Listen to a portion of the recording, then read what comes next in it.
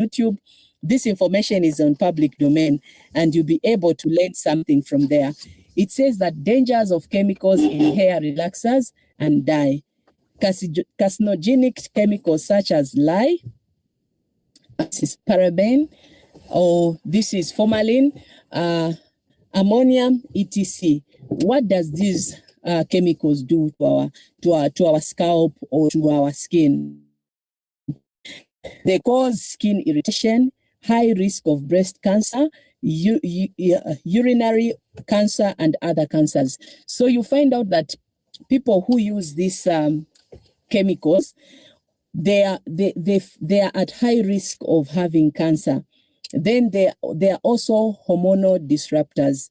So you are going to find out that when you start using the dyes and the relaxers, you're going to find that you're going to have hormonal imbalance, and it's going to be very difficult problem to your life, which you could have avoided. Other thing that they do, these chemicals, they can bring fibroids, they can bring cysts, they interfere with the reproductive system, that is reproductive damage, hair damage, and alopecia. There are many people, have seen people who don't have hair. The hair is just falling off, it's just falling off because of the chemicals that they've put in their hair. So these are the things that we need to avoid. Avoid chemicals in the hair. I have had some experience in using Mrs. S.A., and this is the quote from Ellen White: hair restorative, also horse vegetable. So this was the hair product that she was talking about. I have made applications of these preparations upon the head of my husband to prevent the falling of the hair.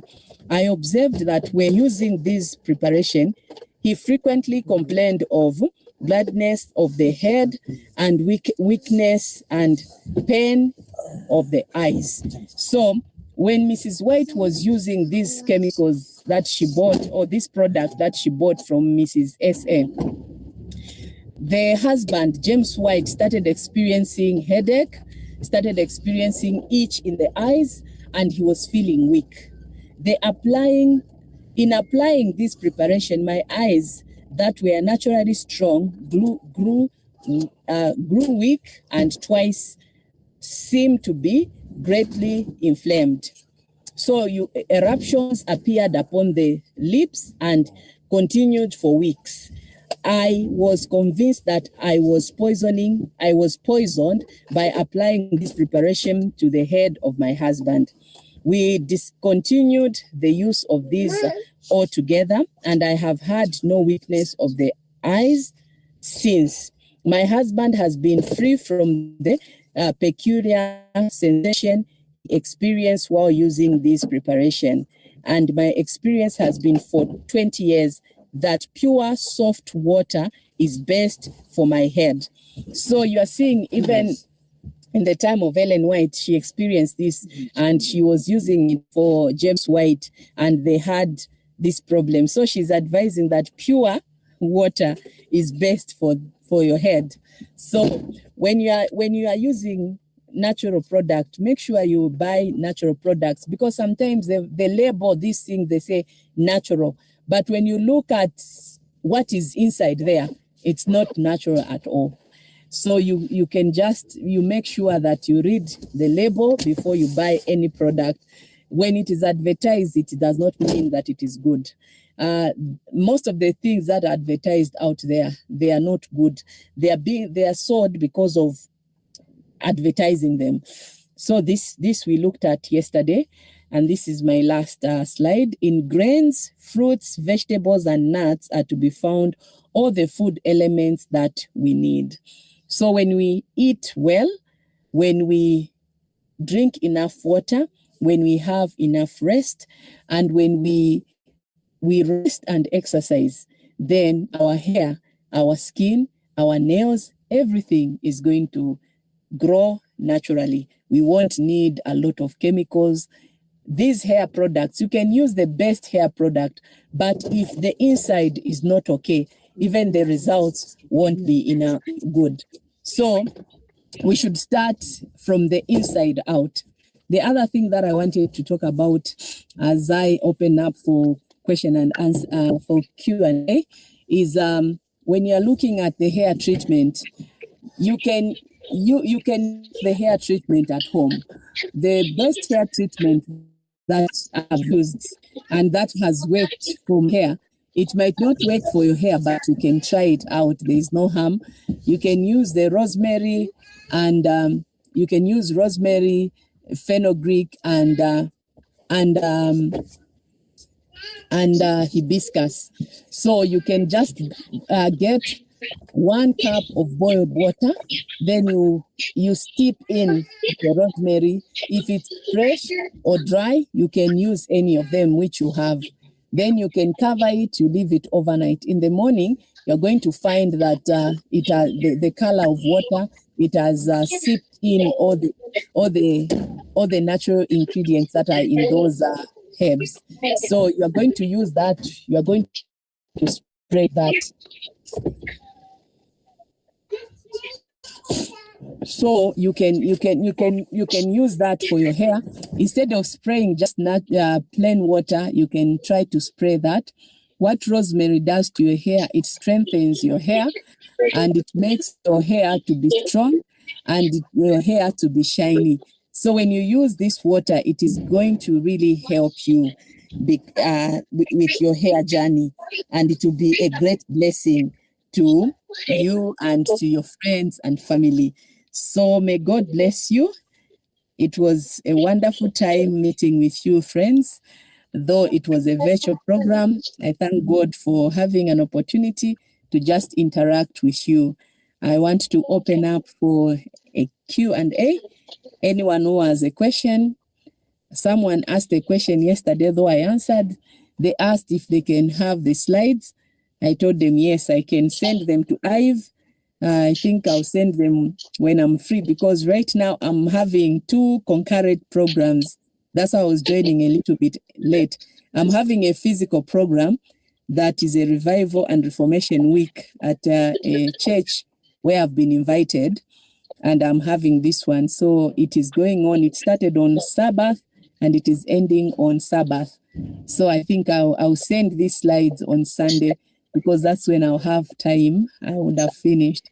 So I'll get the slides for yesterday and I'll just send to her, so you can reach out to her.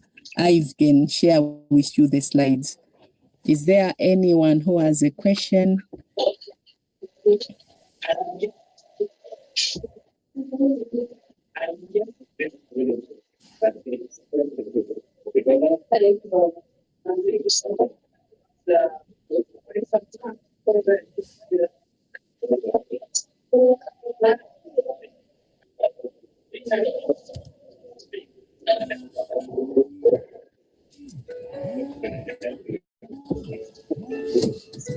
Hello?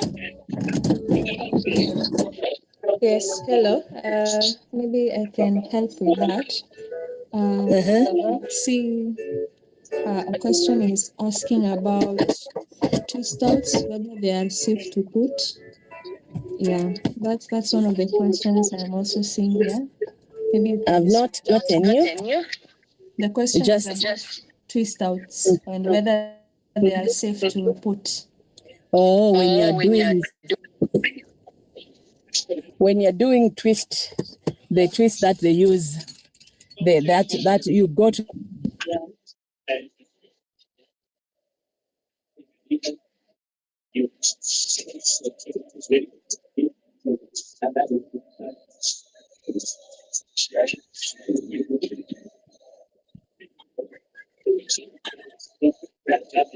That is it. Okay, sorry for that. Hello, can you hear me now?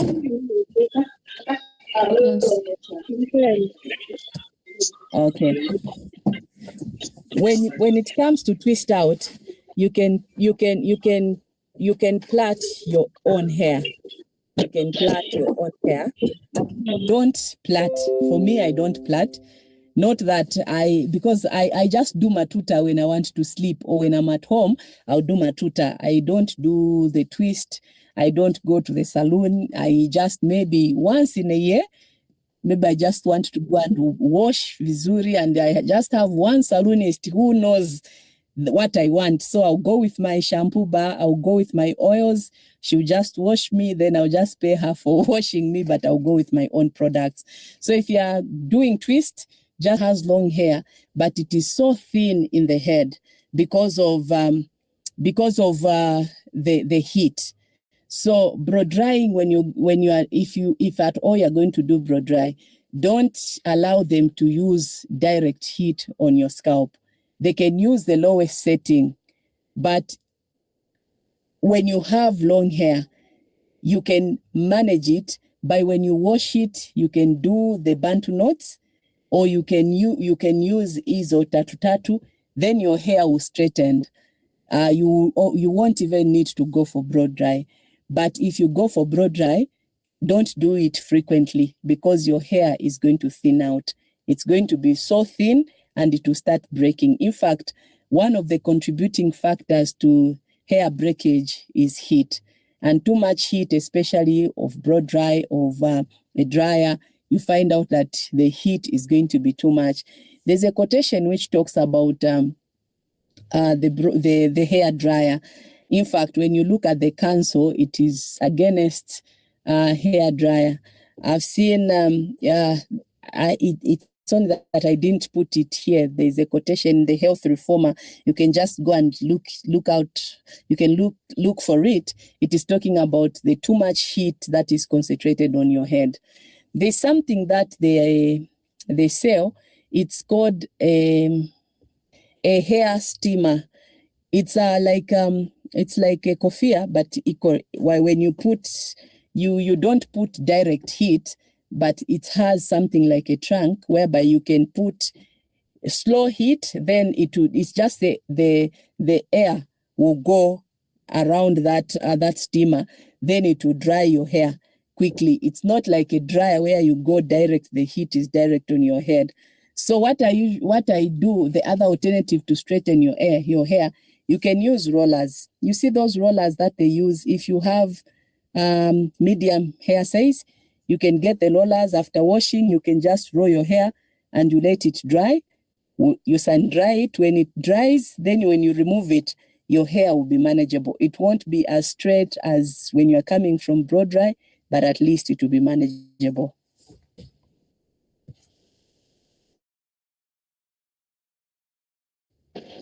Okay, thank you for that. I believe that question has been tackled. Another question that we have here, okay, it's someone who is asking, in the Bible, it doesn't specify whether the plating is for natural hair or artificial. Why do we assume it's just artificial plating that's bad? I believe the speaker had tackled this yesterday. But I think the person was not around. Yeah. Okay. Maybe you could just hint out in a nutshell. Okay, when you are looking at plating, I want to bring you back because just like I said yesterday, that the issue of plating is a contentious issue. That's why I started by saying the first thing that you need to do is to pray. When you pray, God is going to guide you. When it comes to plating, we defined the way the verse is. It has plating, it has wearing of apparel, it has jewels, it has God. So most of the people, they'll single out the plating and then they'll leave the wearing of apparel. If plating was all wrong, like the way the verse is, and they'll tell you that plating is bad because you are plaiting your hair, you have to leave your hair like that. I'll give an example. As a person who do natural hair, who have kept natural hair, this now I'm talking from the Bible and from the experience that I've had. If you're keeping natural hair, you cannot leave that natural hair like that and you sleep like that, and you wake up in the morning and you comb, and you sleep like that, and your hair is going to be so much tangled to an extent that you need to shave the hair. You'll be just keeping the hair so short because you cannot keep the hair to be long, because when you are going to sleep, definitely, even if you don't plait, like me, I don't plait my hair. Like, I don't do twist out, I don't do lines. But when I'm going to sleep, I usually put my hair in matuta. So if I put my hair in matuta, is that a sin? The answer is no. Because when you are looking at the Bible Concordance, the person who has asked the question, go to the Bible Concordance and look at the way the word plaiting and braided hair, because these are the two verses that talks about not with braided hair, not with plaited hair. So when you look at the concordance, it says that plaiting, braiding is braided hair is to garnish the hair. Yesterday I showed the types of hair. There are people who do their natural hair, but they'll put the gritters, they'll do all those things that the Bible says that not our appearance, our outward appearance, it should not supersede the inward heart. It says that the beauty, that it should come from the inside out, not with gold, not with wearing of something that is going to attract self. In fact, when you look at that verse, it is talking about us not to be to attract, to not self to be seen to the people, but to allow Christ in us to be reflected inside out. So when you are looking at those two verses, when you go to the Bible Concordance and then you read them, then you are going to see that what they are saying there, it's not plaiting your natural hair. It's not you weke matuta hivi kama unaenda kulala, then you've committed sin. No. So I know this person wasn't around, and we talked about when you are plaiting your hair, about pulling. When you pull your hair so much, then again, that is not good. Even if it's your natural hair, your hair is going to break and you're going to have headache, and it's not worth it. So when we start answering this question, we'll go back to the whole lesson of yesterday. If the person was not around, I would request she goes back, or when you are given the slides, she can go back. That's why I said this is a contentious issue, because there are sisters who believe that you cannot plait your natural hair at all. There are others who believe you can do your natural hair as long as you don't add any attachment to it. So allow God to guide you. If you are convicted that you cannot plait your hair, then you can keep your hair natural. Well and good. Glory to God. If someone does plait their natural hair, don't cast a stumbling block upon them. Allow them also, the Holy Spirit that convicted you, pray for them that the Holy Spirit can convict them also. But when you're looking at the Bible and the spirit of prophecy, I want to give you an example. Ellen White. How many people have seen the pictures of Ellen White? How many people have seen the pictures of Ellen White? We are talking about the prophet here. Yes, we've seen her. What was the hairstyle that she used to use? You see, she used to have a line here, and then she would do the in Zambia we call them mukule, or the lines, the two lines. Then she would put her hair together, and that was a prophet. And when I read the spirit of prophecy, I've not seen anywhere where she has written that when you plait your hair, your natural hair, then you've sinned. She has talked about artificial hair pads and covering, and she has talked about pulling your hair.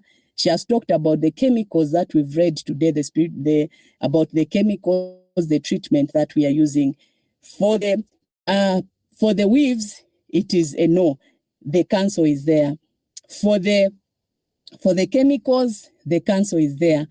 Then for plaiting natural hair, she has not talked much, because even her, she used just to put a line and put the three, then she'll tie the hair together.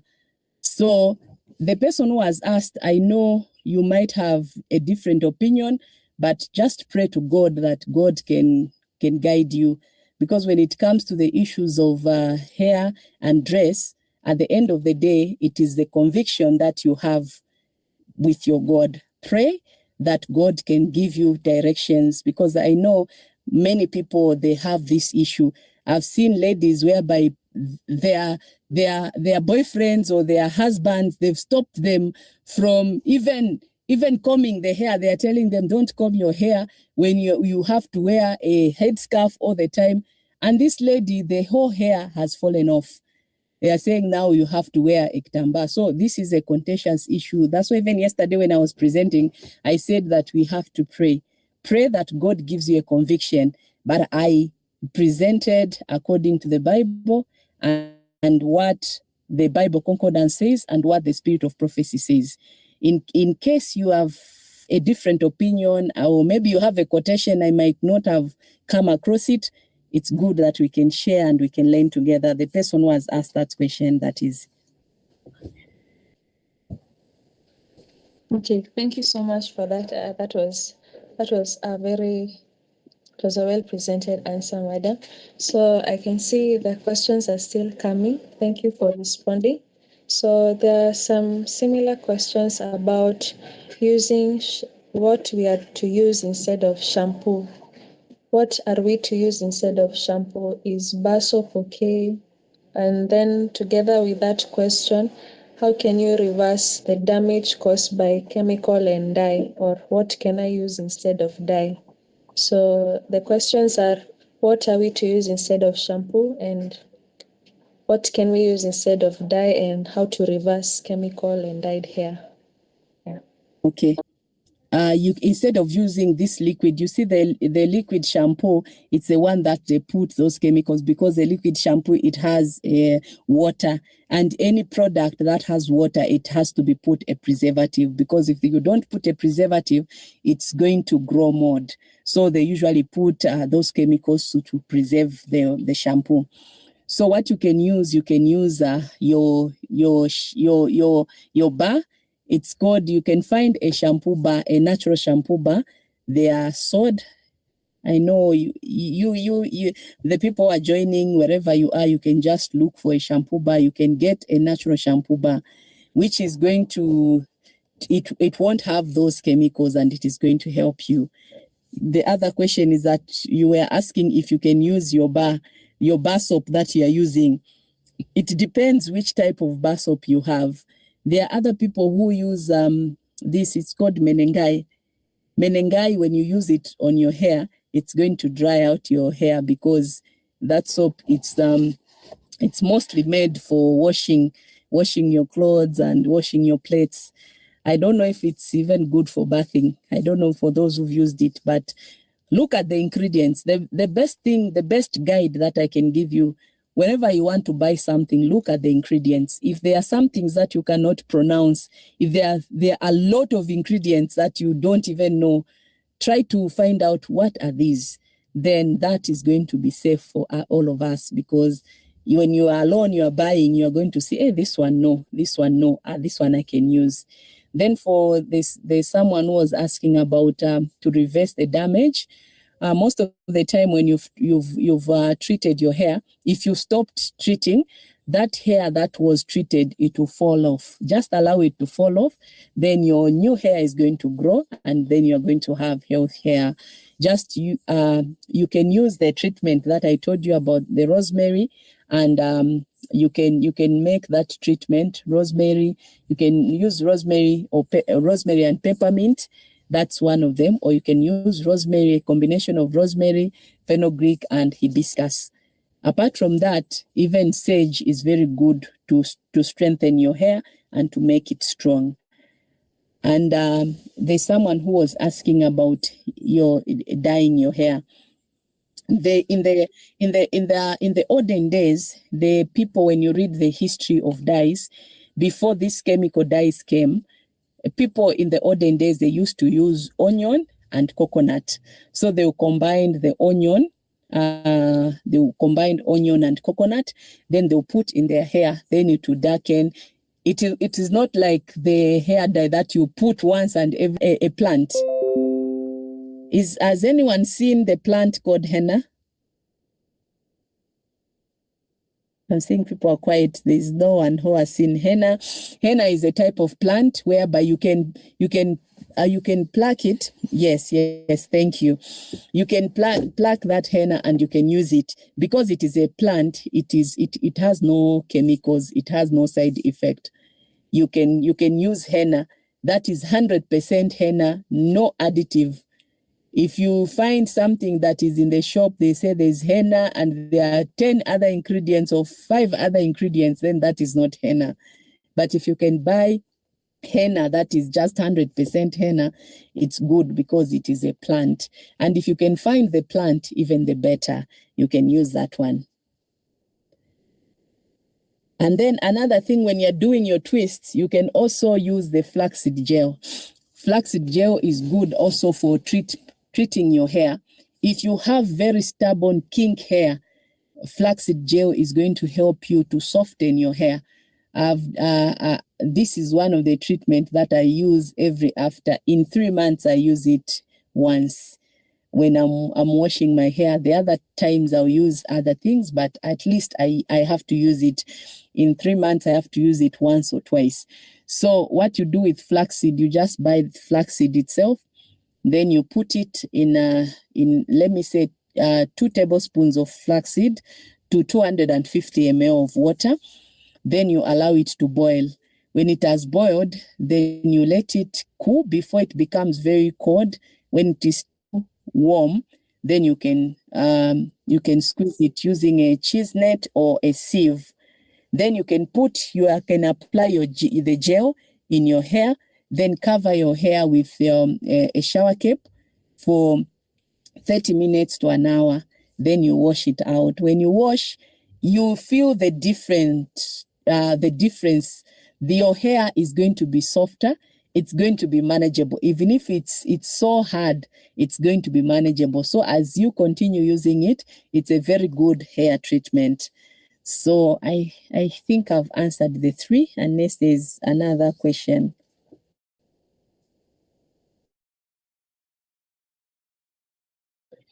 Okay, thank you. So there was another question actually, and there's someone asking that we know that combing one's hair often on a daily basis can lead to breakages, hence hinder growth.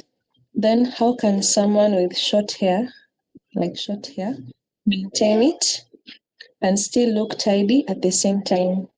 How can someone with short hair maintain it and still look tidy at the same time? Okay. Yes, when you have short hair, how short is short? That's where the tricky question. How short is your short hair? You know, there are other people whose hair they've shaved. It's quite very short, and there are others which the hair is short, but it's medium. So when you comb your hair every day, just like washing your hair, when you wash your hair every day, in fact, it will lose the color. It won't be looking black. It will start looking brownish because the more you wash your hair, the more you strip off the natural oils on your scalp. So every time you wash, especially if you're washing with these harsh shampoos, they will continue stripping off. And when you have short hair, if you can do a protective hairstyle whereby you don't need to wash to comb it every now and then that will be better. But that hairstyle that I showed you yesterday, where you pull your hair, you bring it as a bun on the middle, if you do that for a long time, it will start pulling your hair and your hair will start breaking. Short hair depends on the hair type that you have. There are other people who have 4A. 4A, if it is short, you can manage it. You can when you spray your hair and you comb it, it does not break as much. But when you comb your hair when it is dry, even if it is short or long, it is going to break. When you leave your hair like that without combing, you're going to look untidy. So what you can do as your hair is still growing, try to, before you comb, just spray it. When you spray it, apply the oil, the liquid oil most of the time. Any liquid oil that you have, apply. Then when you comb, your hair is not going to break. So you can just try to go around it, see which one works for you. If a protective hairstyle works for you, if spraying the water before you comb it works for you, then that will be better.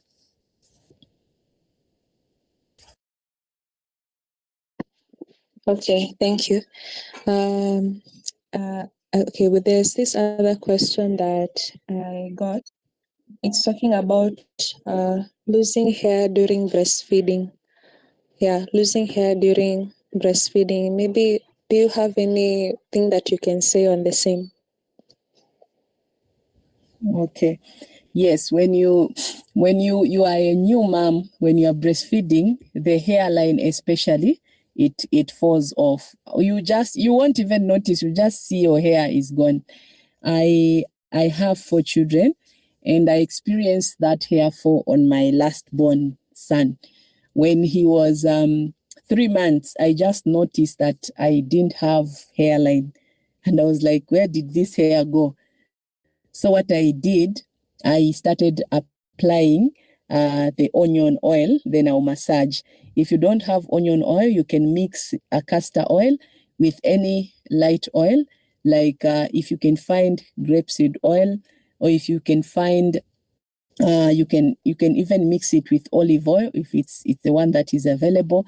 Then just massage the place, apply where the hair has fallen off, then it will start growing. It is just a matter of time. When the baby is getting wind, then the hair will grow back. But it's a natural thing. Most of the mothers, they experience that when they are breastfeeding, they will lose, the hair will just start shedding off. But when the child starts weaning, then the hair will grow back. But you can help it to grow faster. You can even get the onion itself, cut it, apply on the place where the hair has fallen, then the hair will start growing back. Okay, maybe a question. The smell is not too strong. So when I put the drops of peppermint or essential oil, or I interchange, sometimes I even put tea tree essential oil, and it will reduce the smell, and also it will help my scalp with dandruff or any other thing, because it's good for the hair. So you can just look at the essential oil that you have, the one that you love, so that you can just put some drops, so that onion smell, it's not too strong. That can really help.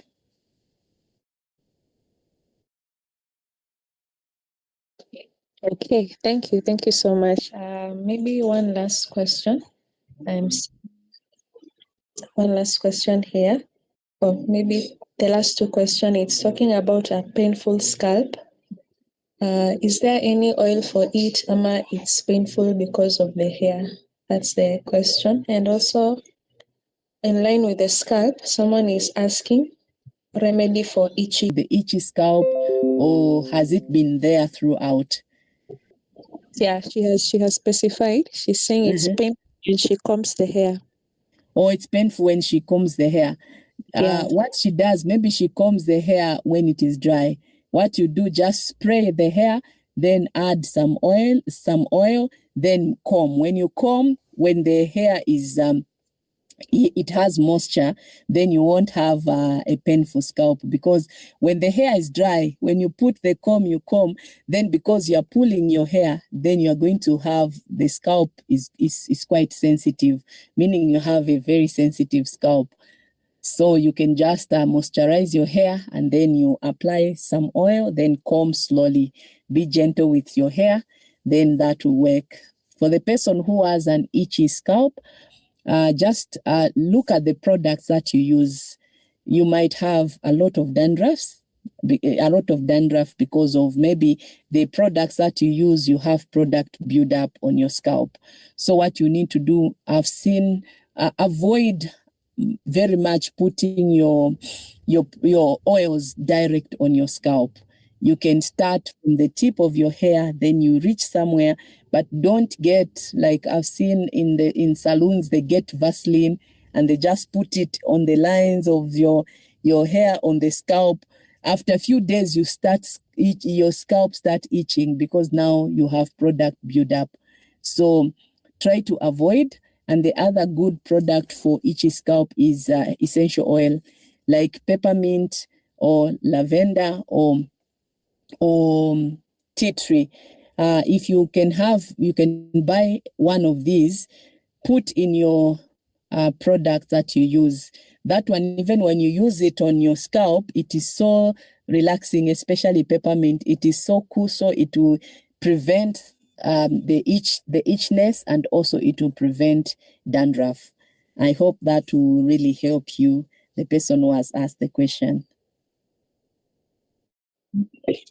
Okay, thank you so much for that. So there was this one lady, she had asked a question, and I see she has asked it again. I had not mentioned it. Allow me just to ask about it. She's asking, when styling hair, especially for baby girls, is using kutumia bladders hizo zenye ziko colored, ziko na different colors, zile za red, yellow, green. Is it okay, or what do you say about the same? Okay. If you have a small baby and then you are trying, if their hair is still short, and then you are trying to section it to put those bladders, from my experience, I've seen most of the moms, they usually pull the baby's hair so much. You find out that the hair is too small to be put in those bladders, but they try to pull it together, and the baby is quite uncomfortable. What you need to do as a mom for a baby girl, I know when mothers, they have a girl, they are so attached to the hair. Allow the hair to grow, and then when it grows, it will be easier for you to put 3-4 matuta where you can put the bladders, than to put a lot of them and then you pull the baby's scalp, because that scalp, remember, it is still very sensitive, and they are still growing. So allow the hair to grow. You can just comb the hair, because the baby's hair is quite soft. You can just put coconut oil, is good for babies. I highly recommend it. It is very good for babies' hair. So you can use it for the skin and also for the hair. If you find cold-pressed coconut oil, it's the one you can use it, and it will help the hair growth also for the babies.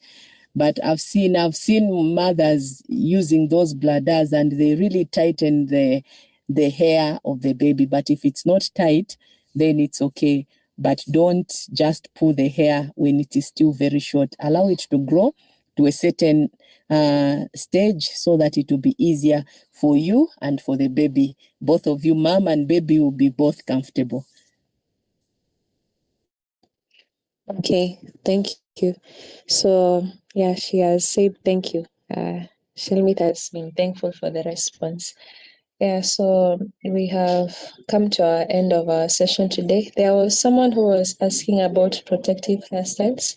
Yesterday in our session, we saw the slides. We were able to see them. So I think it would be better we just get the slides from Madam Sheila, and I'll share it across the different platforms so that you can see for yourself what to do. Yeah, so that she doesn't have the burden of repeating it again and again. So I'll share the slides as soon as they come. You will have them. So at this time, I want to say thank you to each and everyone for participating, for finding time to join us as we were trying to understand how to deal with our African hair. One of the key things I am taking home from this session is that African hair really requires patience, and we have not been patient enough. But from this session, I'm really taking that. I know we are also taking many lessons, and we are really thankful to God for this session. Also to Madam Sheila, may God really bless you for the sacrifice you have made to join us. I know you had 2 sessions, but you still showed up, and Mungu akubariki. Yeah, so also thank you to the Tumsda Church for providing the platform where everyone can join. Yeah.